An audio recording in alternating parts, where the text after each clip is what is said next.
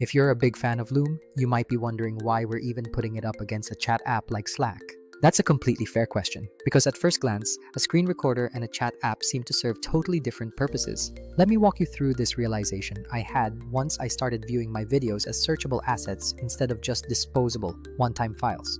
It's no secret that Loom is everywhere. It's essentially the default choice for recording a quick video in most modern workplaces.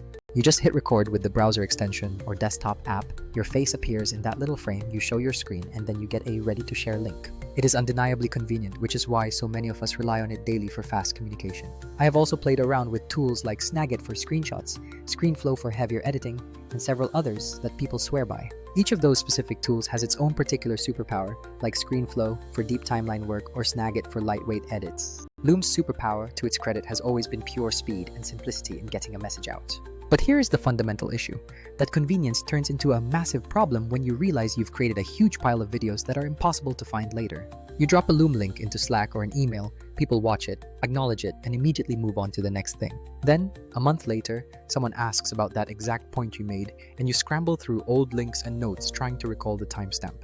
That is the knowledge gap, having your important video content siloed in one place and your team's essential discussions fractured across another. This is precisely where the game changes because of transcription and native searchability features. YouTube figured this out ages ago with auto captions and searchable transcripts, making even the longest content incredibly discoverable. More recently, other tools have started implementing on-device transcription automatically, and Slack even built in native audio and video recording with transcripts.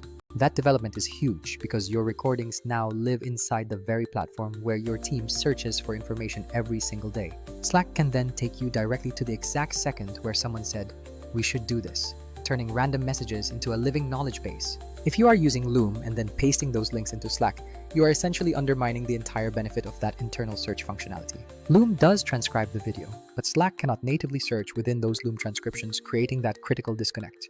This results in a great Loom file existing separately from a Slack workspace that remains unaware of the valuable information contained within it.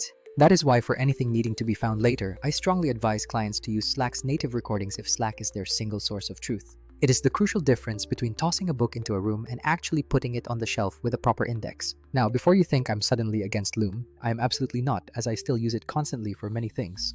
The primary reason many creators, myself included, keep using Loom is unbeatable speed for quick responses. Need to answer a community member's specific query right now? Loom is perfect for that fast, polished reply without any delay. For those quick one-off messages that require context but no complex editing, Loom remains completely unbeatable. But this is where Vizard comes into the picture, and why I get genuinely excited about combining tools, rather than just picking one side. Vizard is specifically engineered to take that large, long-form content, like a 2-hour coaching call or a full Loom walkthrough, and make it useful everywhere. It automatically pulls out viral, short clips, organizes them, and gets them scheduled onto your content calendar without you lifting a finger. Imagine you have a goldmine of a 2-hour coaching session. You could spend hours manually clipping highlights, exporting, and captioning everything. Or you can leverage Vizard to automatically spot the most engaging moments and turn them into ready-to-post clips instantly. You eliminate the need to constantly jump between your recorder, your editor, and then your social media scheduler. Let me clearly define what Vizard actually excels at doing for your content pipeline. First, it offers auto-editing for viral clips by scanning the long video and identifying truly high-impact snackable moments. Second, with auto-schedule, you simply tell the AI how often you want content to go out, and it queues and publishes for you.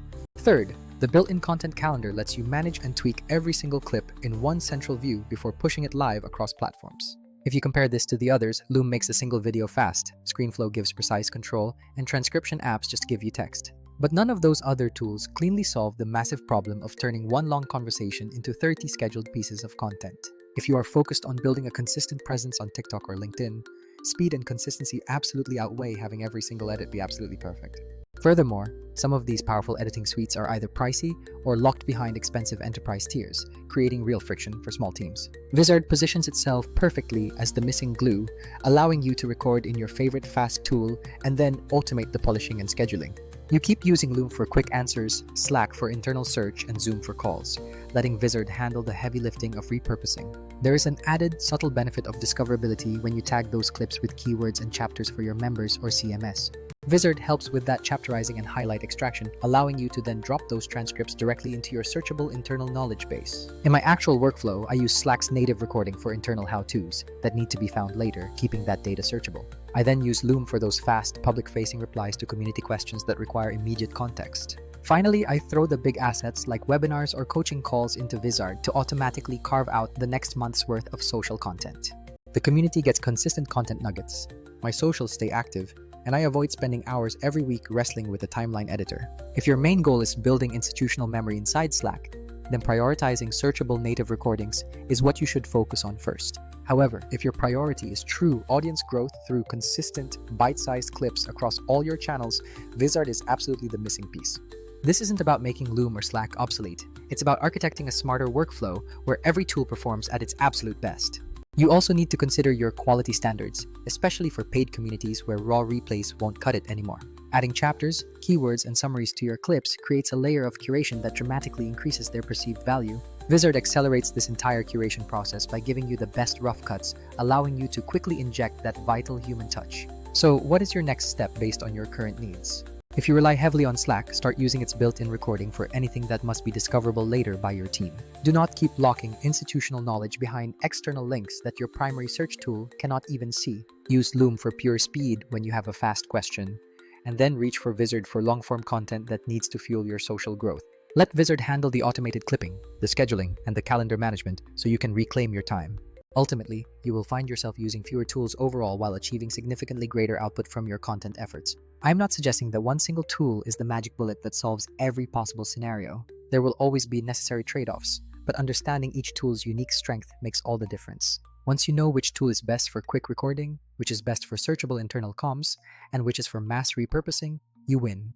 If this conversation gave you just one small moment of clarity, then I consider this video a complete success. If you want to see more detailed workflows like how I batch content from coaching calls into 2 weeks of social posts, just let me know in the comments.